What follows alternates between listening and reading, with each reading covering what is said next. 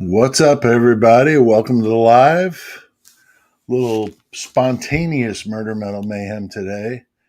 Was going to thinking about doing it yes or tomorrow, but then I thought, what the heck? Let's just do it today. But then, as I was messing with the AI thumbnail, I kept having to refix stuff. It was not cooperating with me today. Finally, I got it to do what I needed it to do and called it a day. But it's supposed to save me time on the thumbnails, but it's been increasing the time only because it's more fun fooling with it. But yeah, I'll get faster at it, I think. But yeah, this one took me a little bit of time to do. It looks really cool without the red filter on it. It looks wicked, but the words don't show up as well without something like that going on. So I may end up doing something with a few of these images that I've created for the thumbnails that really look good. So, but good to see you guys. And you're right, Karis. I didn't know I was doing a live today until about 2 hours ago or so, 3 hours ago, and then it took me a bunch of time to get the thumbnail together. So I would have given you more notice had I known. But good to see you guys here. Got a small group to start with. Hopefully, we get some more along the way. But we got misleading evidence here, Alicia, and Voice of Astrology with Karis. And we got Kimberly. Very good. Nice surprise, she says. Yeah, it was, we got a good evening in here. Or good afternoon, good evening. So I guess wherever you are, I guess that would depend on your response to that. We're kind of at that make or break depending on time zone. But good to see Ray, Annette, and Kimberly added to this mix and doing fine. Karis asked how I was doing. I'm doing fine. Just learning how to walk with this prosthetic. They're adding more layers to the inside of what I put on my leg to put it into the prosthetic. They're adding more layers, and the object is to keep compressing the leg down and down and down so it gets smaller. And then this way, it's more cone shaped or at least cylindrically shaped as compared to the way it is now, which it bulges at the bottom, it bows out just a little bit, and it's because my legs are big, and that when you have a amputation, the body tends to push fluid to the site even later, so it's takes some doing to get that stump shrunken down, and they have these stump shrinkers you put on it and it helps push it, and then wearing the prosthetic helps push it. So yeah, it's all working out. Everything's good. I got through all my pre-surgery physical stuff and the EKG and all that. Quite the pain in the neck with all of it, to be honest with you, but it's over with, and so now it's just waiting on the surgery date, which I'm going to hope for the week after next. I'd rather not even deal with it at all during the Thanksgiving time. So maybe right after that. We'll see. We'll see. It's up to the doctor. So, all right, well, there's my mom. So we can call the party started now. She just arrived. So she's here too. Good to see you, Mom. We got Carla in here again. Very good. Very good. So yeah, everything's going well. I always appreciate you guys asking me about it. Back in the day when I was in low 12 and I had cancer, that was before, obviously this kind of stuff. So we had the message board, and I remembered the message board and a lot of people putting comments on there about it. And people were still sending letters then, so would get fan letters and stuff, encouragement, which was always nice, and it kind of helped push me through it, because through all that fiasco of the summer of 2001, I didn't miss a show other than the The day I had my emergency surgery to take the tumor out was the only show I missed. We had a show that night, and I couldn't make it, obviously, so we had to cancel. But that was the only show I missed that summer. I went through that whole summer with puking outside the van. We were doing shows out of state. I was taking trips, and the doctor kept telling me, if you can do it, because you don't know if you're going to be able to do anything when this is over, which basically meant, you might not make it. He was very brutally honest with me, and I liked that. Not so much at the time, but looking back on it, it was good. And he was great, and he got me through that. And now the doctor I have now is just as awesome. And so I've had good doctors in my working on me over the years that have been amazing. So, but yeah, no low at all, Glenn. Just getting to surgery. These surgeries are necessary to finish the process. This will end the necrotizing fasciitis nightmare. So for a year and a half, I've been dealing with this wound on my back that's been terrible, and it hurts. And so this will put that to an end. So I'm glad that the doctors wanted to do it. My mom's asking me about this shirt. It's not a new shirt, Ma. It's just I don't wear it a lot because Jenny likes wearing it. So you just have to deal with that. No, I'm just kidding. Jenny can't stand this shirt. Chewed 'em. It's from the Swamp People show, and my daughter Katie can't stand it, and so yeah, so I like wearing it now and then just to get a little rise, but it's just silly. It's funny. Glenn asks, "You're no quitter." I meant missing the gig. Yeah, for sure. Yeah, did not like missing that gig at all. I hated canceling anything, and that's why I don't like canceling anything on here. I just don't like doing it. It's got to be, I got to be super sick or something came up I just couldn't get out of it.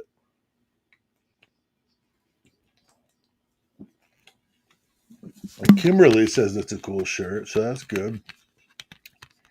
That's good. I taught a class one time with a bunch of pipeline workers from all over the country, and these guys were rough. And they were rough around the edges for sure, and it was challenging just to keep them in line for the class, which was a week.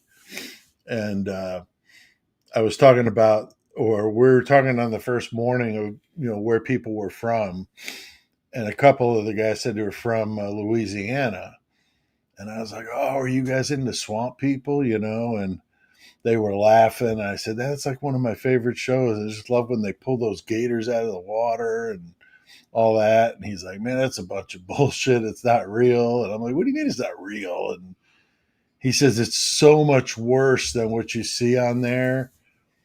They show the sanitized version of the sanitized version on there. He says the real thing is like they're like going to war. I mean, they come home and they're covered in blood. It's really brutal.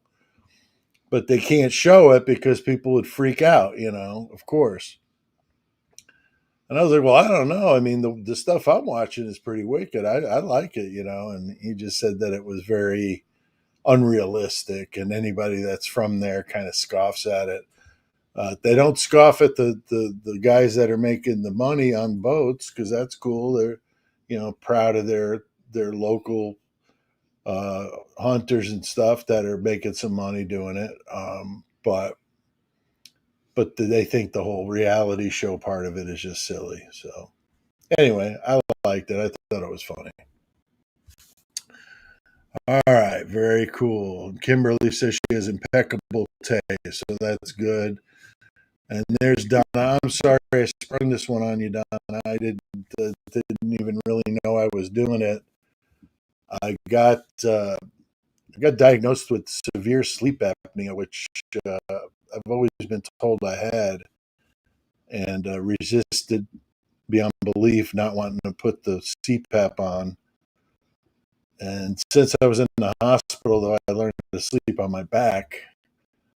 So I thought, well, let's give it a try. So I went and got the sleep study thing to take home, and then they told me I was severe, and I had 49 interruptions in my sleep in the hour, on average, and that's pretty high. So they got me on the CPAP. First night I slept 8 hours, slept really good. Took the mask off about halfway. Um, just there were some issues I was having. I got kind of messed up with it. And then last night I slept 7.5 hours with the mask on the whole time, short of taking it off a couple times to make adjustments, but wore it the whole time. So, and my interruptions went from 49 to 3.7, and then today they were like 4.9. So still really, low.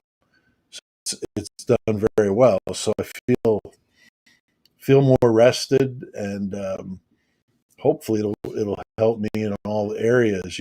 Staying alert and being able to do more work and crank more stuff out. That would be great. All right, all right. Isles of Shoals, good to see you guys. Good to see you too.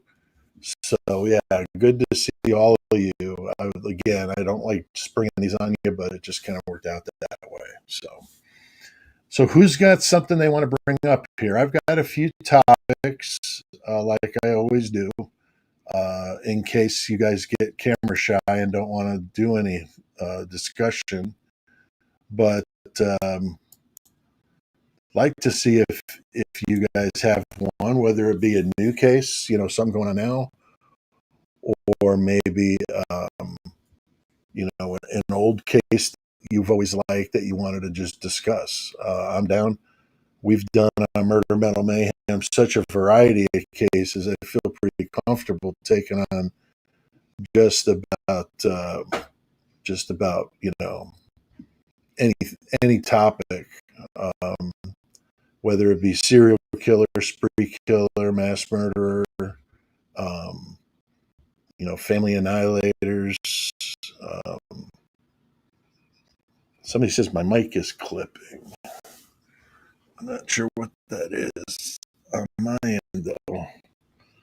Everything looks good on my end. It's got to be an internet thing, would be my guess. If you have trouble with it, you may want to jump out and then jump back in, see if that helps.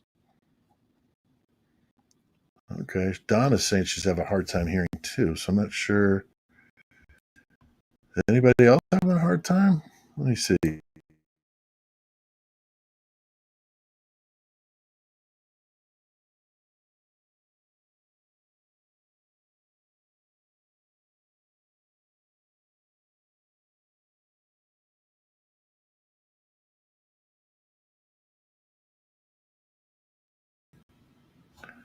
Check, check, check, check. Okay. Everybody says I'm breaking up. So, I'm going to jump out and come back in. So just don't leave.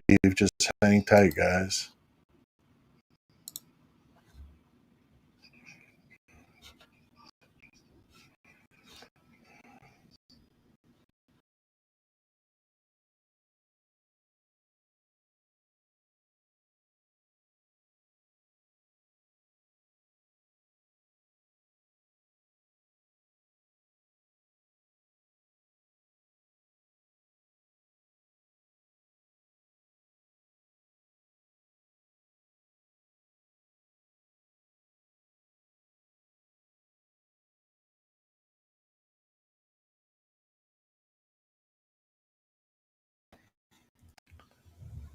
Okay.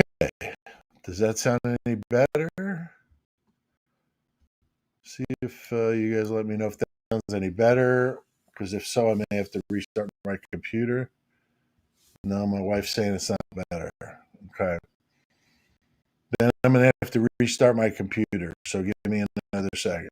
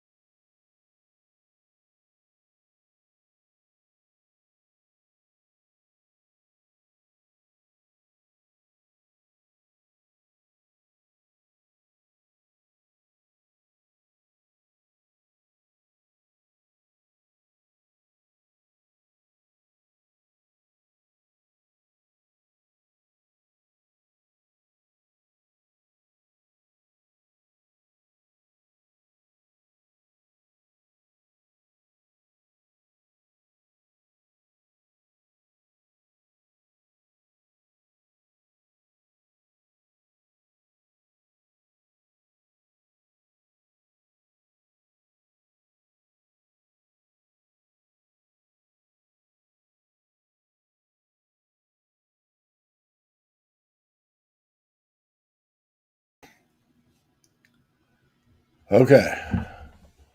Just restarted the computer. We'll see if this does any good. My wife's here checking it, and I know you guys will tell me too if it sounds okay. So far, so good, she says. So, all right. Well, thank you for those that tell me that. That's important because if it's not you, I have no idea. I don't wear headphones when I'm in here. When I'm in the studio, I do. Or if I have a person with me, like on mic, then we have to wear them. But now it's cutting out again. That's weird. Not as bad. But not as bad. All right, I'm going to try to keep going. If we have the same problem, then I'll just reschedule this for tomorrow at 4, and we'll do it that way. So I don't want to waste your guys' time. But let's see if I've got. Okay. So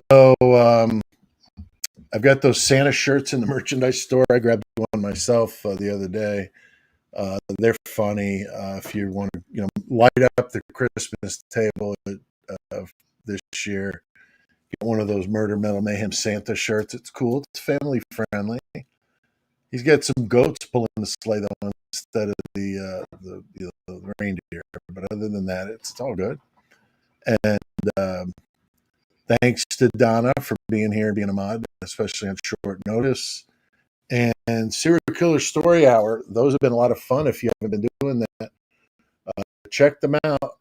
This next week, we've got a doozy for you. We got a New Jersey man, John List, who murdered his wife, three teenage kids, and his own mother, and then posed the bodies in this elaborate ballroom he had in this mansion he couldn't afford.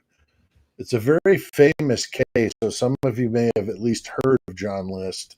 But the real zinger with this one is the 17 years he stayed on the run and then how they eventually caught him with America's Most Wanted. Pretty awesome.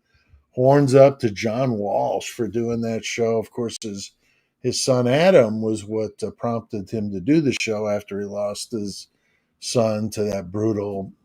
They claim it was Otis Toole, but I have my serious doubts about that guy.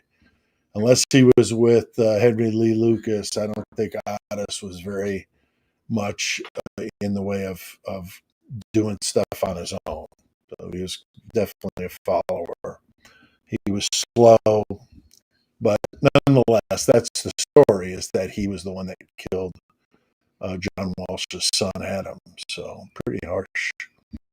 But uh, but yeah, so you're not going to want to miss that one with John List, and of course that leads into our Thanksgiving week. So we'll be enjoying some family and friends and eating some turkey and just chilling, maybe watching some football and enjoying that time with everybody. And then I will do a live next weekend. I just don't know which day. As always, I plan it as it comes up to see which day works better for what I got going on, which usually isn't a whole hell of a lot. So it's usually pretty easy for me to be flexible nowadays. But once I start driving again, now that I got some new wheels, I'm definitely going to be out visiting and seeing people and doing things I miss doing.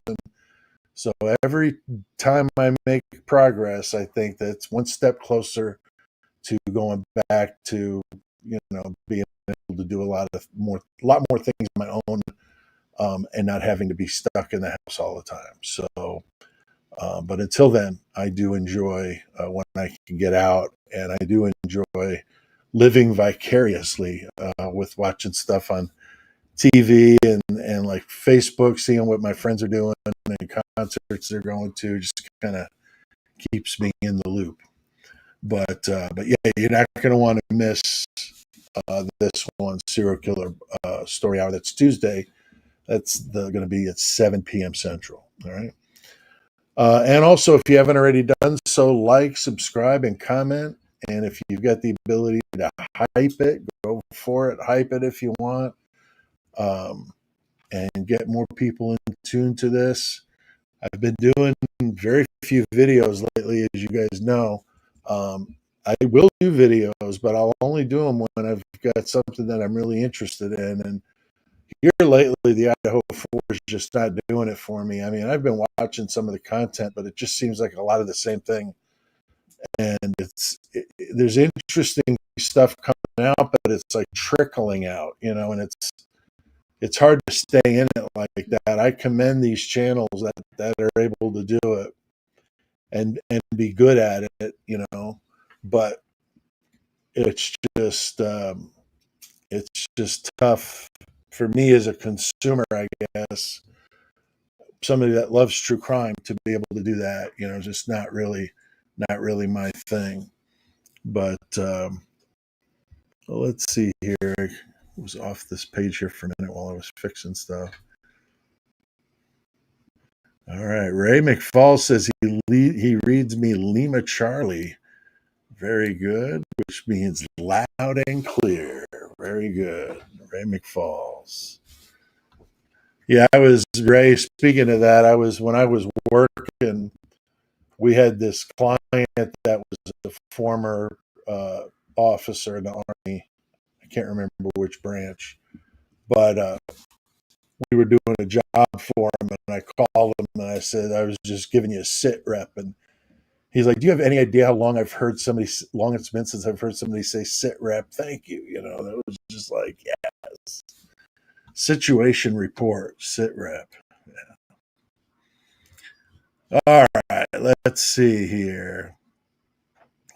I'm going back a little bit to make sure I've got people noted here. See, like I said, Ray McFalls, Glenn, and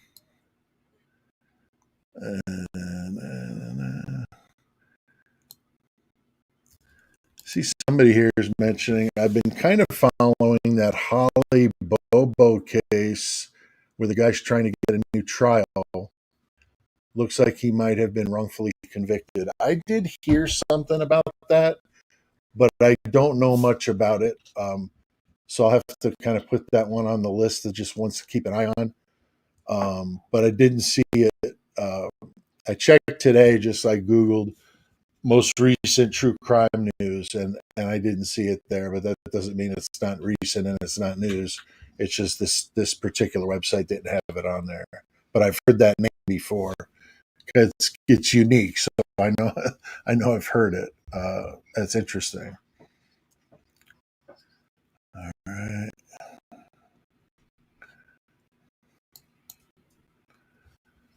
Donna says she bought a Santa shirt. Very cool, Donna. We'll both be wearing Santa shirts. I got mine in a heather gray t-shirt. I didn't see black t-shirts as an option, which I'm not sure. I didn't exclude them as for me, so I'm not sure why they would not be on there. Maybe they were running out my size or something. I'm not sure.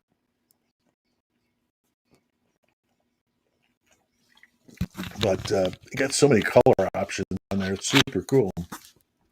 Did you do the V-neck on this one too, Don? I'm curious, or if you went with the T-shirt, regular T-shirt. Always like to hear what people like about it. What designs do you like? What kind of T-shirts? Do you like tank tops versus T-shirts? I guess if you live like in Florida, you probably would, but not if you lived here. You're not gonna be wearing tank tops for too many months out of the year up here. Let's see.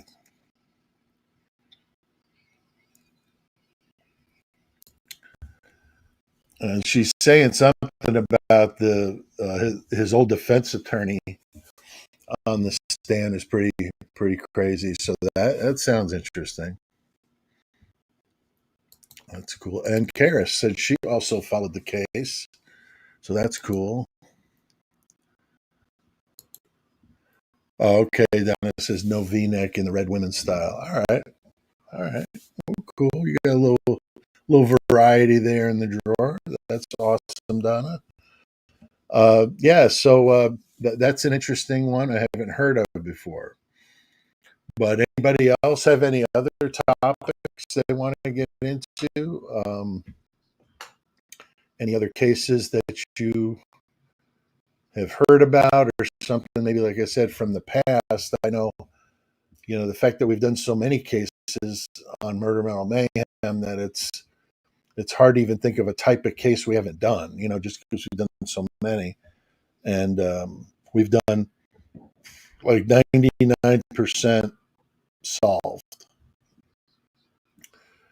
No unsolved cases except for a rare couple that we did. We did the Black Dahlia murder, and we did. I don't know if we did John Benet Ramsey, but we've only done a couple, and it's mainly because it's just it's tricky legally with the unsolved ones. You got to be really careful. You got to keep saying allegedly, and that gets old. So it's just like me on YouTube. I mean, I try my best to not say some of the words they don't want us to say, but I mean, for God's sakes, it's a true crime case. I mean, it's just so stupid. And what frustrates me is I'm going to watch and tap dance around saying it, but yet I can hear News Nation saying it, on the hour, and that's completely fine. I don't understand what the difference is between us, other than that they have a lot more traffic, and so they're making them more money, and that's probably what it is. I'm not stupid, but at the same time, it's annoying. We should all be playing by the same rules. So, okay, here's one that I'm seeing. Voice of Astrology's mentioning the teenager on the cruise ship. Now, I did see something on this one. The killer thinks they're going to get away with it on a cruise ship. Um, it's possible, because there's probably some dark areas, where people can't be seen as well. But I don't know. I mean, with the way modern surveillance is, and especially with some of the things that have happened on cruise ships. You would assume they would have that thing wired up for video, sound, and all. But I did see that there was some stuff about a cruise ship and somebody falling off. So very cool. And then Kimberly is saying the stepbrother is a suspect. So that's interesting. That's interesting. So I'm gonna let me while you guys were talking about that, let me Google that real quick, and we could share uh, the story together. Teenager on.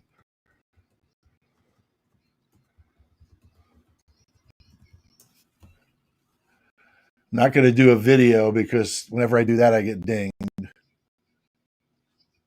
So I'm just going to pull up the first thing I see, and then I'm going to share that with you guys so we're all looking at it together.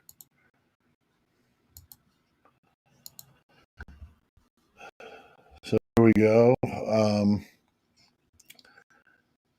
Says, yeah, Anna Kemper or Kepner, a teenager who was found dead on Carnival cruise ships this month, died of asphyxiation resulting from a bar hold, which would be the arm across the neck. A source briefed on investigation told ABC News on Friday. Investigators also found two bruises on the side of her neck, the source said. And the FBI continued to decline comment, citing the ongoing investigation. The Miami-Dade Medical Examiner's Office declined to comment on Friday. So there she is. That's terrible. So she was 18 years old, it says. Just, geez. According to the source, the preliminary information indicates there were no signs of sexual there were or did not appear to be party favors or alcohol in Kepner's system. The autopsy and toxicology report said that that could confirm those details have not been completed.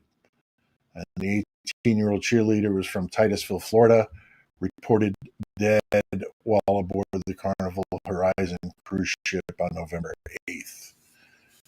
She was found dead under a bed, wrapped in a blanket and covered by life vests, according to a security source that was briefed on the investigation. Wow.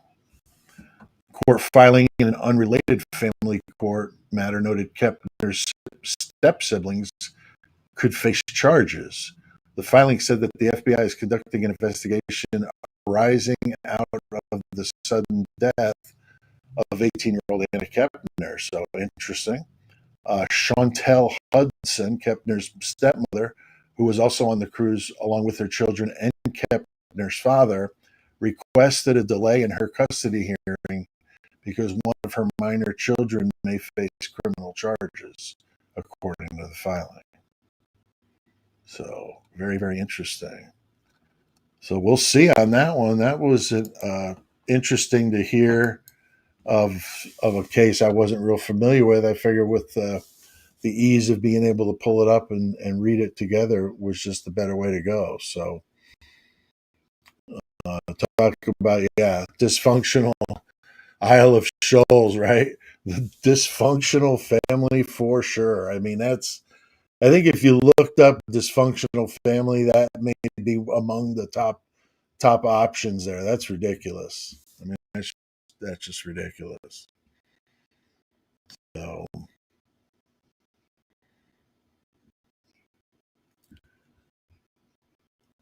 see here. The Donna. Oh, except boyfriend thinks his stepbrother did it. Yeah, you're gonna have a lot of pointing of the fingers there. That'll be interesting if they break this case, though. Get somebody to talk or come up with something that was seen on a camera. I'm gonna definitely check this one out. This one interests me. So very, very cool. And then here's Donna says the younger brother said he heard chairs being thrown. So hell yeah, interesting, interesting. All right, I've got one I wanted to share with you. Let's see. Oh, I saw something about the new Eileen Warnos documentary on Netflix. Has anybody seen that? Because I have not seen it. I might consider seeing it if there's anything new. I mean, I don't know if there's really. I mean, I've watched a lot of stuff on her. I've followed the case, but just curious if you guys, you know, that you guys have seen or watched yourselves about that. But it just came out, and I'm not sure. I did see something about Catherine Ramsland. I believe it was something she shared on Facebook that I happened to catch. Um, I'm friends with her on there, and I see that when she puts stuff up that's maybe not a huge news, I'll still sometimes catch it because of that. But she said something about that it was calling her the godmother of all serial. Some thing about her being the queen of the serial killer kind of thing, and people were kind of like, I don't know about that. Um, but but she, Eileen Warnos, she was a serial because she was a prostitute in Florida along Highway 95, and she was paired up with this other uh, prostitute. They were both, um, lesbians, and they lived together, and they were doing their thing, and getting in these vehicles and coming in all kinds of crazy situations, like you would imagine. And then they wound up, became a kind of a toxic relationship, and Eileen was kind of getting out of control. And then she started bringing a handgun with her, and then she would kill her Johns and just leave them on the side of the road. And that was her claim, was it was all self-defense. But then the cops were able to, in their case, prove that she planned this out. This was not just a happenstance. These were planned out situations, and there was probably about 10 or 11 maybe or so that she killed. But it was all, she was a prostitute, and she was claiming they were attacking her. But then it sounded like more so that she was the one that was the aggressor, and these guys were typical, just men out, doing something certainly wrong. But I'm just saying that they were out there for that purpose and that purpose only. It wasn't like they were trying to rob anybody or anything like that. They were businessmen and people like that. These weren't like crackheads. So I don't know, but and she was executed in Florida. So yeah, if you're interested in that case, it's Eileen. It's Aileen Warnos, Wuornos.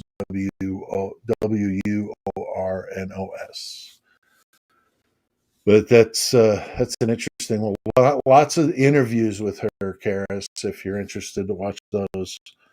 And we also did a Murder Metal Mayhem on her with a guest that won a contest, and she was our guest host on that. So that was pretty wild. But I don't remember when it was. So, but if you search Murder Metal Mayhem, Eileen Warnos, you'll find it. All right. Let's see here. Kimberly said she lied about the one guy attacking her. I believed her. She was convincing.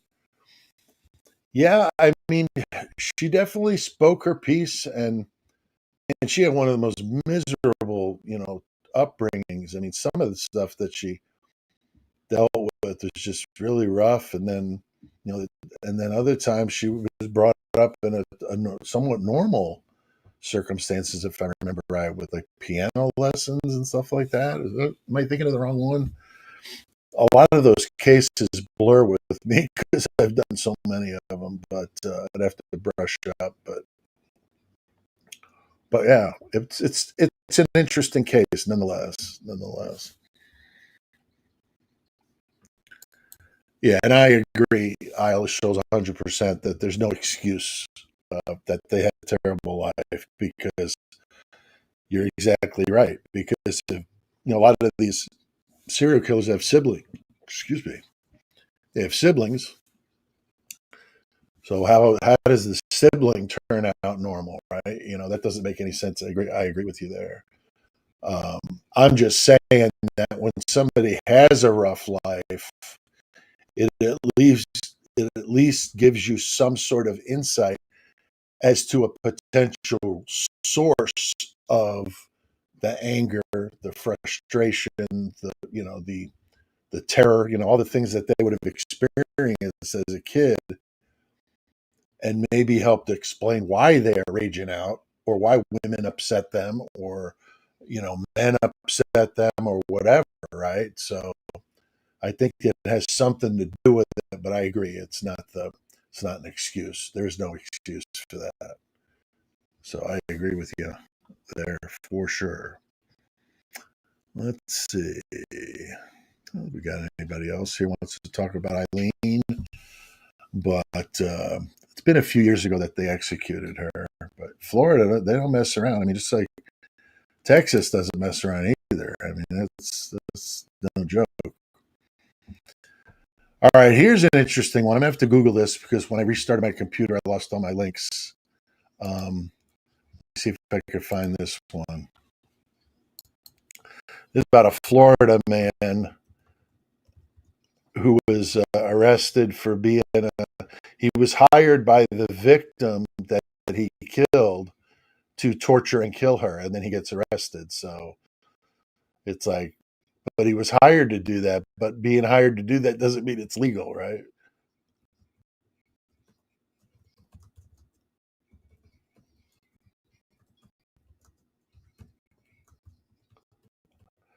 I'll get this news article up here so we can read it together.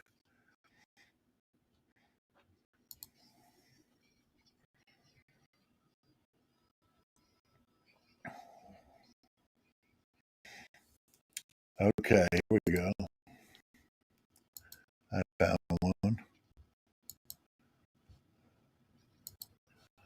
So if we got anybody from Florida here, Florida takes some grief about crazy things happening there. But here we got a story from NBC News. Says a Florida man has been arrested after police discovered the body of a British woman who allegedly traveled to the U.S. with the intention of being killed, authorities said Monday. Dwayne Hall, 53, from Ocala, was arrested on charges of first-degree murder and kidnapping after the victim's remains were found in Marion County, the Florida Department of Law Enforcement said in a statement. The victim was not named in the statement, but an affidavit viewed by NBC News identified her as 32-year-old Sonia Exelby of Portsmouth in England. The affidavit said that Exelby had long struggled with mental health problems, was suicidal, and planned to travel to the United States with the intention of meeting with online individuals who would be willing to kill her violently. The alarm was raised by British authorities through Interpol on October 13th regarding a woman they said was missing and endangered. Exelby was due to fly back to the UK the same day, but missed her flight. Her body was discovered on Friday, October 17th, by officers from FDLE and the Marion County Sheriff's Office. The remains were determined to be those of the missing woman from England, and further examination revealed that her death was ruled a homicide. The affidavit said that Exelby communicated with multiple people on the Telegram messaging app in the hope of traveling to the U.S. and being killed in 2024. But this attempt was stopped and she received treatment. Documents said that evidence allegedly left on her computer showed she was again suicidal this year and planned to travel to be possibly SA'd, tortured, and murdered by unknown individuals living in the U.S. Hall and Exelby met at an Airbnb property on the weekend of October 10th and had or had sex multiple times. And then Hall allegedly made a video featuring Exelby, which was deleted but later retrieved by police, for which she was covered in bruises and made to answer disclaimer questions about her wish to be beaten and killed, according to the affidavit. According to, or throughout the conversation, Exelby is subdued, rarely looks up toward the camera where Hall would be positioned, and becomes visibly upset with tears in her eyes, exhales deeply, swallows hard, and is very hesitant to answer Hall's questions. The police say this message showed Hall was controlling her and that he wasn't afraid and that he had made a mistake. Hall was identified as a suspect after tracing him to an account that allegedly attempted to transfer money from Exelby's bank account several times since October 11th. So there's a lot more to that. But yeah, this guy. And Hall giving, it says here, inconsistent accounts about his interaction before he admitted that he had sex with her several times and discussed her desire to have someone kill her. And Hall knew that she had severe mental illness, and he claimed that he wanted to help her and did not want her to die, but his actions show differently. So interesting. We'll see how that one plays out, but that was a wild one. Didn't expect that. So you get these interesting cases sometimes. It's just they have so many twists and turns to them. And there was a case that this one reminded me of, and I'm trying to think which one it was.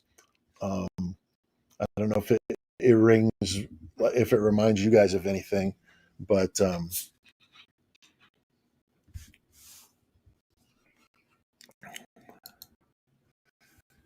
let's see. I have put up the question of who was the cop with Brady Giglio against him. I haven't heard any more of who it was. Do you know? I'm guessing you're talking about Idaho 4. And if it would be Brady Giglio, my guess would be Nunez. He was the first one to show up, and Nunez was one of the cops involved in the Stickergate fiasco, where he said he didn't interview somebody, but he did, and played all sorts of shenanigans. Or it could have been the fine detective Gary Tolleson from the Idaho State Police, who also was involved in some shenanigans up in Bonners Ferry, Idaho, a couple of years before, involving also some nonsense about police interviews and um, bothering witnesses, intimidating witnesses into not testifying or giving bogus recounts of what the witnesses told them. I mean, really bad. And he was supposedly involved in the early days of the Idaho 4, Tolleson. And there was another cop with Tolleson too, and I can't remember his name now. Grunderson, maybe not. But there was another cop at the Idaho State that was on that same case up there, Bonners Ferry. So if that's what you're talking about, so she says yes. Okay. Yeah, there's a few options on there, right? The Brady Giglio. I mean, if you've had any kind of issues with police, I can't remember exactly how it's worded, but if you got, I'm sure that's so the defense can say, what are these guys doing here? I mean, that'd be my question. I mean, of all friggin' people to show up on that case first would be that dude. Seriously, I mean, it just blows my mind. Like they don't care about the optics of this. I mean, my wife has said it many times. And I agree with her that they had no idea that they were going to be all over the news 24/7 for 3 years plus. They had no idea. So they sent in, some shady people partially for that, I think, but I think they couldn't have been completely clueless of it. I think a lot of it was to chase another shiny object. We'd be sitting here chasing Brett Payne through the weeds while the real stuff is going on off, in another direction. That would be my guess. Is that's probably why they did that with Payne, was so that we would be like, what? A guy with 3 years experience on the police force is the runhead in the whole thing? I mean, what does that make? What sense does that make? And why you got Sergeant Blaker on there? Why isn't he running the damn thing? He's a sergeant. Payne was at the time was just a corporal, so that just doesn't make any sense at all. Why you put a corporal running a big case like that makes no sense, unless you're doing it for a reason, which is, I think, to give a scapegoat if they get busted doing anything stupid because they just say he was inexperienced, or if anything comes out, he could pull the inexperience card. He would be good at being able to explain things because I'm just jacked up. I don't know. And then I think it was preconceived in the cards to get him a job somewhere else. So it's like, look, dude, just put up with this crap for a couple of years, and then you just lay low, and then we'll get you a job somewhere else in whatever you want to do, and you can just walk away from this. And who knows? Maybe he got a little cash on the side. I don't know.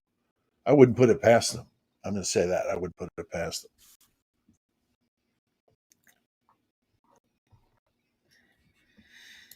Here's a good one here. Myron, excellent. Are you the same Myron that's on, what is that, Lee? Lawyer Lee? I know she always talks about a Myron. I'm just wondering. I see Myron here. I wonder if that's you. Because that's cool. I like Lawyer Lee. She's super awesome. He says, hey, Pete, any plans for entering an ass kicking contest? I'll tell you what, Myron, since I've been born, I've been in an ass kicking contest. Okay. I was born in the Bronx. I had to be kicking ass as a baby. And then I've just been relentlessly kicking ass until my 57th birthday, when somebody says, you know what, you've been kicking so much ass, we're going to have to take the leg. I mean, sorry, buddy. So now I can really start whipping some ass. So thank you, Myron. Thank you. And it's not the Myron. I was hoping that you'd be that Myron, but that's okay. That's all right, Myron. All right. You're honest at least. Very cool. But I do like Lawyer Lee. I don't watch her as much as I used to, but not for any reason that I don't like her. Just I haven't been watching her, but I do enjoy her legal analysis on things. Somebody's asked me if I got a mic cord that has a. Hang on a second. Let me check this. It's tight there, but I do have a cord that I could touch. So let me not touch it and see if that helps. Okay. Yeah, computers could be goofy, and electronics, you could have a bad cord. I mean, I try to be careful how I wrap them, but not so much all the time. But yeah, somebody's saying, why am I glitching? I'm not sure why I'm glitching. It could be the storms. I heard there's storms in different parts of the country. I know here today it was, beautiful. So we didn't have any storms here where I am, but I can't control the internet. That's what I'm guessing it is. I've already restarted my computer. We're about an hour into it, so I would say if it's really bothering you guys, we can wrap it up. But if it's okay, I'll keep going with you. But yeah, that case in in Florida. That's crazy. But what it reminds me of is that case in Germany with the man that wanted to, who ran the ad in the magazine that wanted to be eaten. Um, and Armin Mavis was the guy, the German who did it. And yeah, the guy wanted to be eaten and he wanted it like videotaped. It's like really sick. Um, and that's what they did to him, or that's what happened with him. So he was like willingly doing this, just like this lady was doing. So I mean, it's hard to even imagine putting yourself in that situation. I mean, I would think it would be, you know, to most people just simply unimaginable. But as we know, in these two cases, it's happened. I'm sure it's happened in other places too. You know, people are just, I mean, people, especially somebody that's mentally disturbed. I mean, that's the problem with it. I mean, it's bad enough if these were two consenting adults with all their faculties. It's still weird, but hey, that's what they want. I mean, some could argue, why not let them do it? But when you're talking about somebody that's got some issues, some things going on, then it changes. Then they don't have their, the ability to think about it on a grand scale. What's going to happen here? And then Kara says the obvious, right? Some people just have too much time on their hands. I agree. People being people just being dumb. Simply that. All right, let me throw a couple banners up here at you. That's the website if you want to get some merch. Me and Don got our Santa shirts. You can get your Santa shirt there.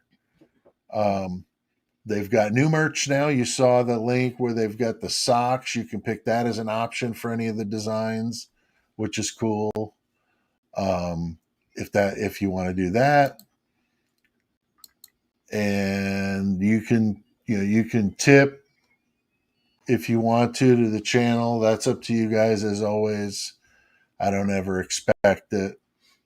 I just mention it, but no, that's entirely up to you guys. The new show I mentioned, the Serial Killer Story Hour. Do those every Tuesday at 7 Central. And again, next feature, John List. Very fascinating case. I can't imagine being the cop that found those bodies. He had the stereo turned up as loud as he could in the ballroom, so it would have been all echoey and stuff. And he turns up the speak or the stereo and plays classical music. So imagine coming into this gigantic room with this classical music playing and these bodies laid out. I mean, wow, that's some next level craziness there. That always freaked me out for some reason. It's really weird. And we do have a channel membership if that's something that interests you. $1.99 for the Horns High Club, and the Mayhem Squad is $2.99. I appreciate you guys that are members. It definitely helps pay the bills here related to doing this channel and all of that stuff, paying the email, web hosts, all the different domains that I own, which I know doesn't apply to you guys here, but I do a lot more. I've done a lot more over the last several years that involves all sorts of things. So got a lot of irons in the fire there. All right. Okay. So I did have another. I did also see that there's a Jodi Arias documentary out called Obsessed, Unraveling Jodi Arias. So I don't know if anybody's seen that before, but my rule, I've got a rule, okay, my personal rule on on TV show titles and stuff is if there's an if there's a colon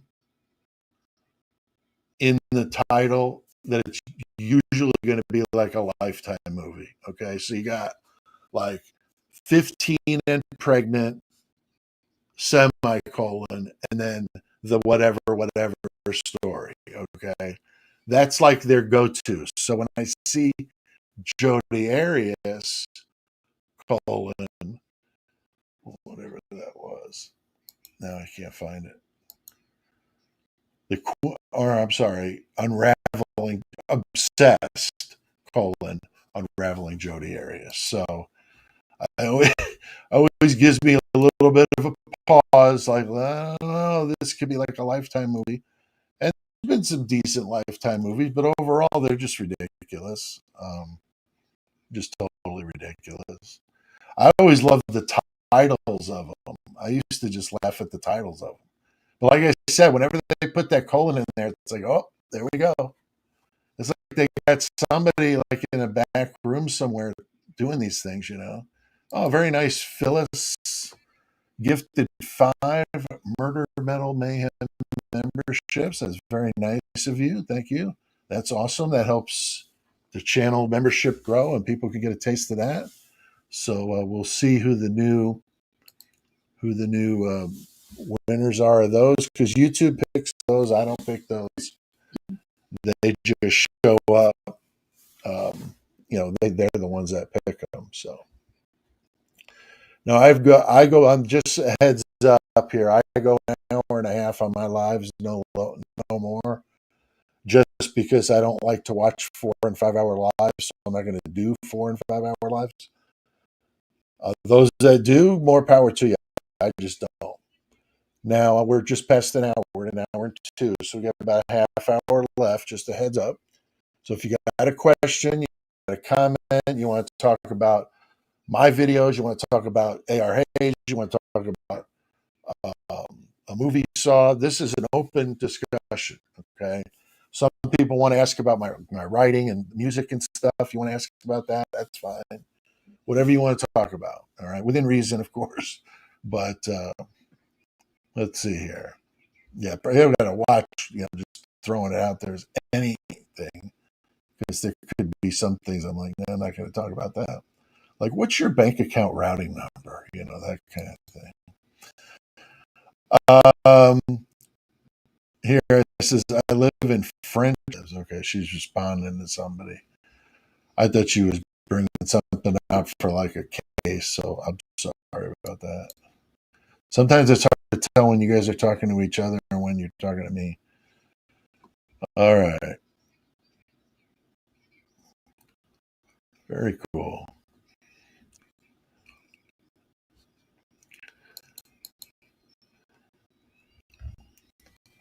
All right.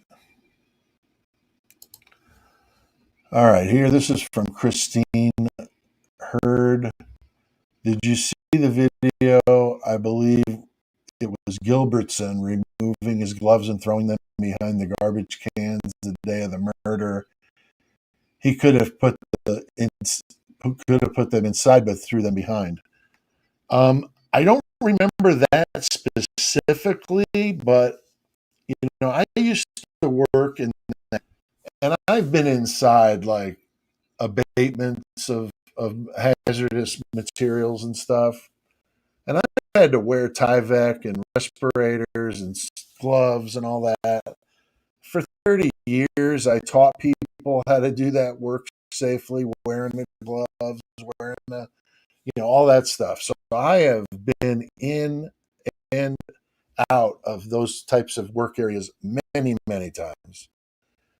And I don't know how many times I've watched coverage of that case to where I'm like, who ever taught these guys about being inside a freaking crime scene? I mean, just like those pictures they released, the first batch showing them just walking around in the house, just walking around. See a guy with a police uniform on, just walking around in the background. It's like, dude, put a friggin' Tyvek on. I mean, that's why you do that. So they were so horrible at any sort of discipline with that this doesn't surprise me that he would have just thrown the gloves behind the dumpster like that haphazardly. I don't get it. I don't get it because that is not how it should be done. That is not how it should be done. And when I interviewed the Australian police officer I did last year, we talked about that specifically, and he said that there were a lot of things about this case that bothered him, where he felt that the locals were not even close to being adept to being able to handle it. I mean, we're talking about basic stuff. Even if they were just to close down that crime scene until the state could have got there, that would have been the better thing to do. Just shut it down until the FBI or the state got there and get some people involved in this that are a little more experienced. I mean, again, if you were doing it for real, I think that's how you would do it. But if you were doing it for show or for appearances, then you would do it the way they did it, which is put the biggest idiot you can find in there and with no experience, who had no damn business being there. I mean, that those after interviews they did where he was up there with that other cop and they were fielding questions and he was saying how they tried, they wish they could have had some link to him and the victims. They didn't have any. They didn't have them in the house. They didn't have it. I mean, how could you even get up there and say those things while at the same time there's a guy being put in the back of a police van and taken to prison for the rest of his damn life? I mean, that's messed up. I mean, somebody should have caught that long before then and said, "What do you mean you don't have any evidence against him? Because if so, let him out until you've got some." Because that's how it should be done. You can't keep somebody in these jails. I mean, the fact that these people stay in these jails for as long as they do, to me, is just insane. I mean, if you get somebody years in jail and then being found innocent, and now it's like you just spent 3 years in jail. I mean, jail's not prison, but still, I mean, geez, you can get stuck in like Cook County jail, and then you'd wish you were in prison. So there's some jails that are really bad. Rikers Island. I mean, there's some brutal ones. Um, so yeah, you want to see the people you doing things professionally. Gone Girl says it was so unprofessional, sickening. Booties and gloves first. Yeah, I mean, they those always come off first, and you roll the suit off you. All those things that you're supposed to do. But they didn't do any of it. They didn't do any of it, and that's what makes you wonder, what did they do right? I mean, honestly, what did they do right?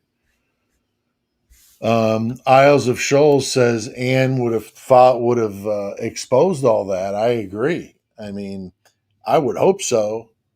I would hope so. I mean, remember those videos of the guys inside the house, those cowboys or whatever? They were also just walking around in there, but they did have, some of them had suits on, or at least one of them did, that was had it in his hand when they came out, which again is, there should be some sort of waste disposal receptacle in there while, that is an active scene. So you're not taking anything out of there, but again, they didn't seem to care. And I don't know if I've ever found out who exactly they were. I'm guessing state cops or feds, one of the two. But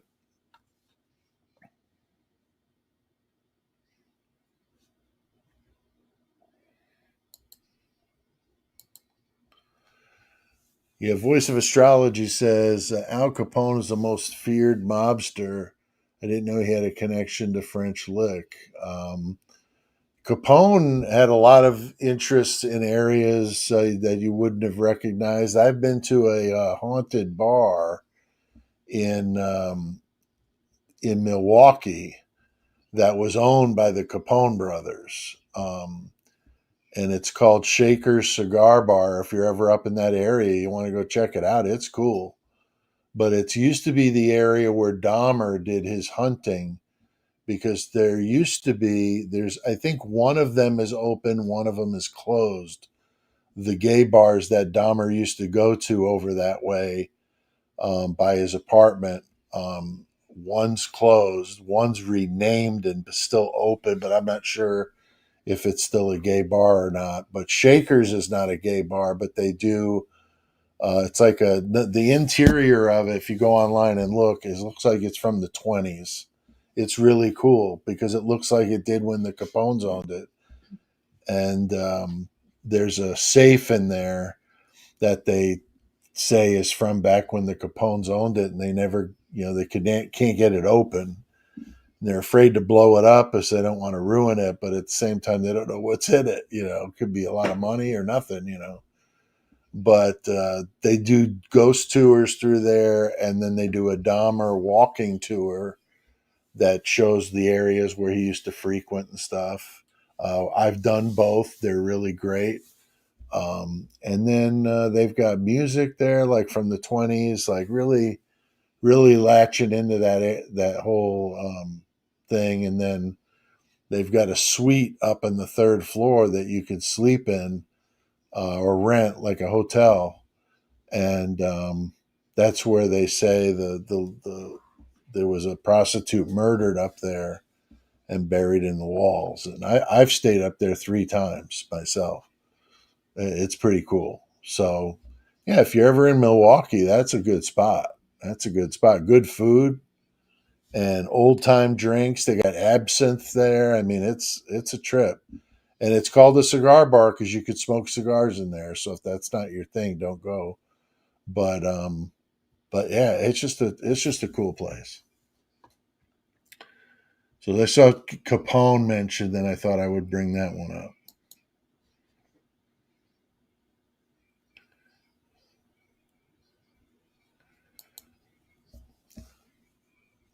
Kara says she wants Sammy the Bull Gravano to do an interview with me. Oh boy, that would be interesting. I would do that if Sammy wanted to talk to me. That would be interesting. I know my dad loves listening to those mobster uh, podcasts, which is funny. I've been bugging him to listen to podcasts for a while now. He listens to some, which I think is cool. But yeah, I would love that. That would be awesome. That would be awesome. Let's see here. One of the location unknown podcast hosts lived 2 blocks away from Dahmer's apartment. Interesting. Yeah, it's nice. That part of Milwaukee's with Dahmer's apartment, I had heard was in a bad area, but I didn't. I've never been. Well, I've probably driven by the site while I was down there. I just didn't pay much attention. But where Shakers is really nice. It's on Second Street, and it's downtown, and it's in a nice area. I mean, you can park your car and not have to run to the building. Um, well lit, free parking, which was amazing. You never see that in a city. Um, and Yeah, it's just a neat part of town. It's just cool architecture and stuff down that way. And if you're into it, they get the National Bobblehead Museum right there, a couple blocks away. I don't know if it's still there, but I went there with my wife. We had a good time. That was really fun. The National Bobblehead Museum. You can go there and see more bobbleheads than you could possibly imagine. Pretty awesome.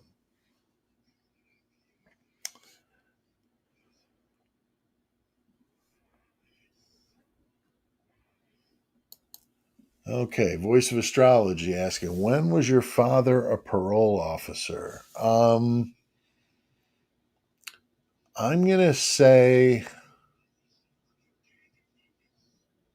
that he worked for the New York City Welfare Department as a investigator, or following up on people that had aid, to make sure they were using it right and all this stuff.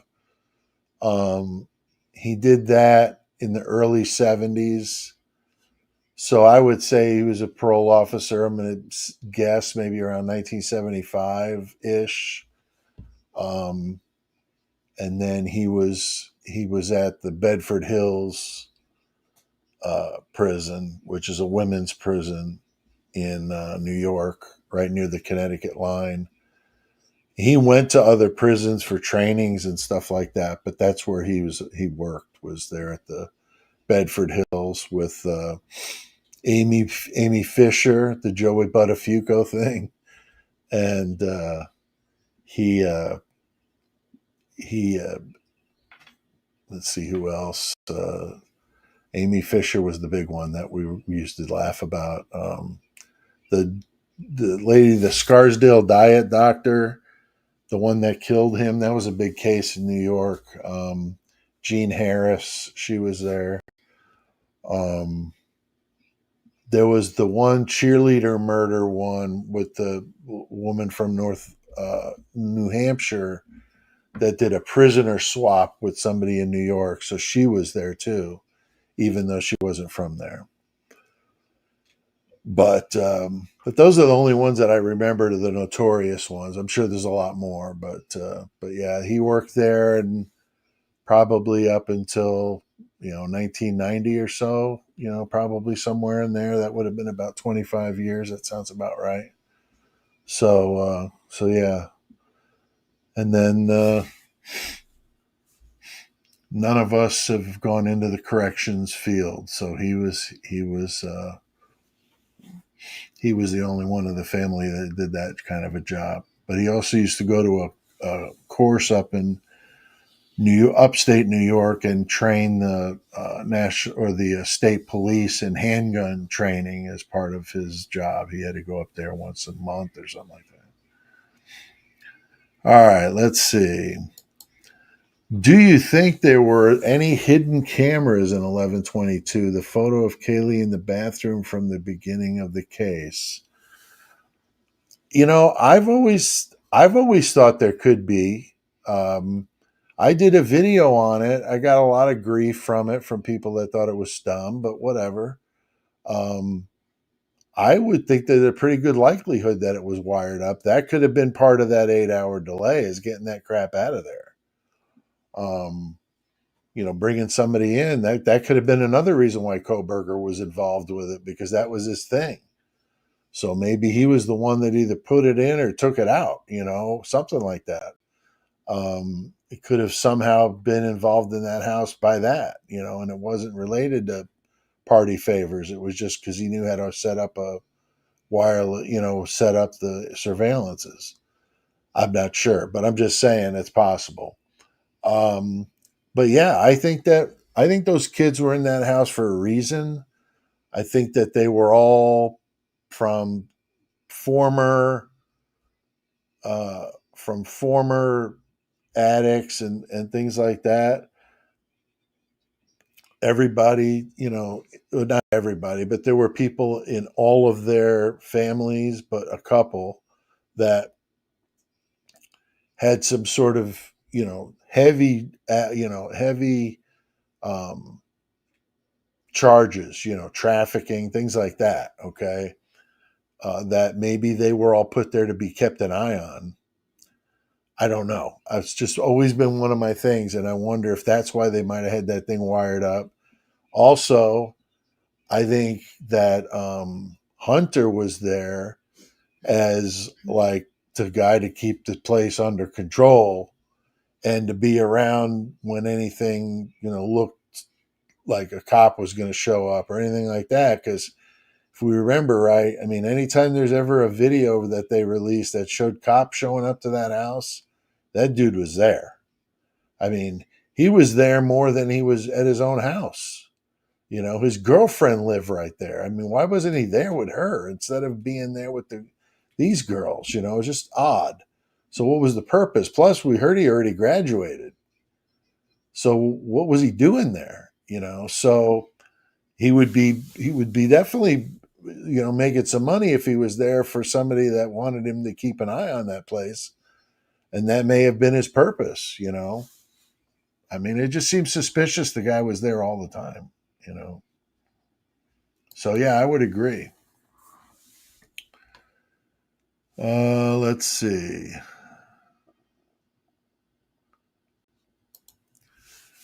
Here we got Shelly Klein says, not starting rumors, but I heard somewhere Kaylee got kicked out of her sorority due to dealing.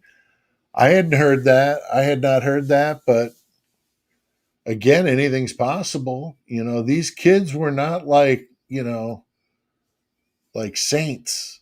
You know, it's what it's frustrating when there's something like this that happens because you can't even look at any of these victims in any suspicious way without getting a bunch of hate from people that say you're talking ill of the dead and all of this. Well, just like with Dylan and Bethany, I mean, they're somehow anointed into that whole thing too. So if you say anything negative about them, then people are, you know, giving you gruff for doing it, you know, and I think it's BS. I mean, I think of anybody those two should have been seriously, aggressively, interrogated, aggressively, not talking to him like he's asking about how you know Christmas vacation was at the Mortensen house. You know that's what that conversation sounded like. Not a police interview. I mean, I've watched a lot of those police interview videos, and holy crap! I mean, they're like up in their face. I mean, it's a lot different. If they would have given Dylan or Bethany that up in your face treatment, I bet we would know a hell of a lot more than what we know right now. But somebody got to them first. Somebody got to them first, whether it was family pressure. I mean, Dylan's uncle is a prosecutor up in Coeur d'Alene, up there in the same county where Ann Taylor's from.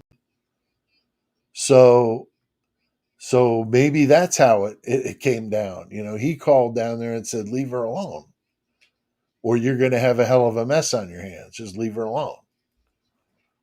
You know, something prompted them to make them back off of her or them, because the Bethany stuff was just as bad. Except I just think Dylan is just dumber, you know, so having to listen to her go on, it was just really frustrating. I hate to say that, but geez. All right, we have somebody here gifted one membership. That's awesome. Thank you very much, Gone Girl. Appreciate that. You guys are awesome. Really, definitely cool. Here, Shelly Klein says Steve G said Kaylee made 100 grand that year. How did she do that? That's a damn good question. There's something suspicious about the money with those two, with her and Maddie, because there's all those pictures of them on these yachts and all this stuff. And I mean, I know Maddie's boyfriend comes from money, so maybe that's how they did it. You know, they were on a vacation with them or something. And I just don't know. I mean, I remember seeing a lot of pictures like that. And I'm thinking, I remember when I was that age, I mean, I could barely afford to eat, let alone go on a vacation. I mean, that's just ridiculous, you know? So I don't understand it. I just don't understand it.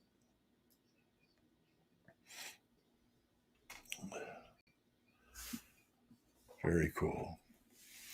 I was just looking at some of the chat between you guys and some of the new memberships. So that's cool that we got some new ones. Kind of winding this thing down. Let me see if there's anything else I want to throw up here on the screen. Well, let me take that. Oh, take that off. Yeah, I see. Great Girl says that Kaylee had that nice SUV. Yeah, she did for sure. For sure. Donna's saying, remember to hit that like button. Definitely want to do that. You definitely want to do that. And that's cool. Gone Girl became a member from the donation that Phyllis gave, and then gifted one. So that's so cool. That's just a good thing. That's just what it's all about. Let me see what else I want to tell you before I let you go. My book is almost done. My new one, At Death's Door. I've got some other writing I have to do to it before it's completely finished, but it won't be able to. I won't be able to do that until I finish being able to walk with my prosthetic. So I'm kind of at a standstill there, but I got it like 90% done. So it's really coming along well, and I'm very happy with the way it's turned out. The cover's being worked on right now. No date yet for release. We're going to just kind of see how it goes, but I'm very anxious to do that. And so if you're interested in reading about what happened to me with necrotizing fasciitis and my leg amputation last year, it's a wild story, but I tell it in brutal detail. So you'll have that if you're interested in finding out what happened with me. And then I'm getting back to writing fiction again. That's my true love. And I've got a collection of short stories that I'm working on first. And then it's novel time. That was my next step after the short story book is start working on another novel. I'm just not sure which of the two. I've got two different ones I want to do. So I just have to pick one and make a move. But one would be the sequel to Deeper Than Dead, which I now want to write a sequel to Deeper Than Dead. It's a series, so I've only done the first season so far, but I'm working on season 2. Or I've got another idea for a novel that I would like to write, and so we'll see which one happens first. But got to get the short story book done first. I usually think a couple steps ahead when it comes to writing. It just kind of helps because as I get closer to a project, my mind starts to kind of wrap itself around it and I really get into it. So that's just kind of my trick to myself to get me interested and excited about it. So there you go. But let's see. Somebody's asking me, Shelley Klein, what kind of short stories? Well, you can read a sample from each of my short story books. I've got a website, real easy to remember, PeteAltieri.com. And you can go to PeteAltieri.com and there is a page on there for free samples. You can read a short story from each of my books for free, completely free. If you like them, you can check them out. But there are horror, suspense, like old Stephen King, maybe a little Clive Barker, little Edgar Allan Poe, Lovecraft, um, Ray Bradbury, Robert Bloch, uh, you know, a lot of mixture of influences, but I'm not a horror like graphic, like violent type horror. So not Freddy Jason type stuff. More psychological, like The Shining and stories like that. So that's the kind of thing that I dig. But the novels, the novels are a little more intense than that. So the short stories are pretty much like PG-13. The novels get up in that R, you get nasty. All right, a little more violence there. Isle of Shoals said the one that I read was great. Well, that's awesome. And you could listen to my stories here. I've got a few of them I just released a couple weeks ago. If you go back in the videos, you can see them. I released them and I read them, read the story, and I did 2 from Creation of Chaos 4 and 2 from Creation of Chaos 3. And I read them, and then you can listen along and see if you like them being read to you, because I've got 2 of them on Audible and one of them on my own website. So I got a web store you can buy stuff from. So there's a lot of options, a lot of options. Ghost stories, I don't do a lot of ghost stories, but I did do a really good one in my first collection, Creation of Chaos 1. I did a story called The Jesus Tree, which is about as close as I've come to a ghost story. I think I might want to try one again. I did like it. I did a vampire story for the first time in the last book, Creation of Chaos 4, called um,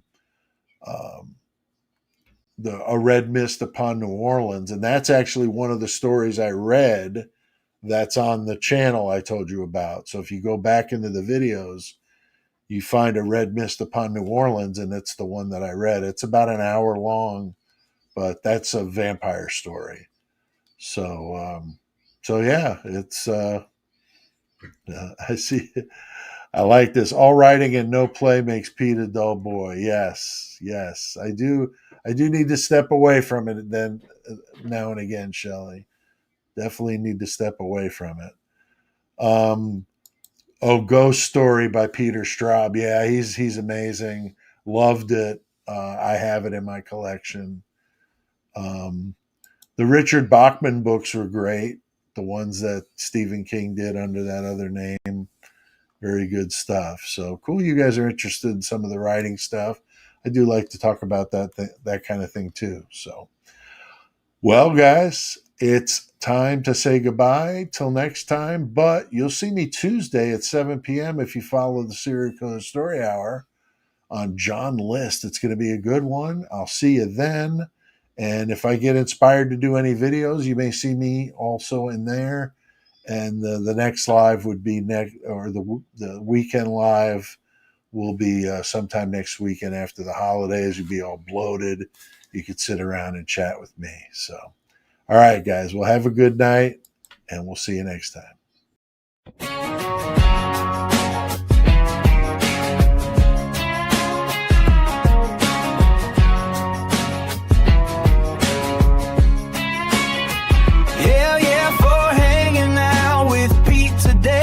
He got you fired up and thinking you earned a nice cold beer or beverage of choice. Or if the greenery is what you dig, I hope it's moist. Make sure you hit that like button, subscribe, and leave a word in the comments.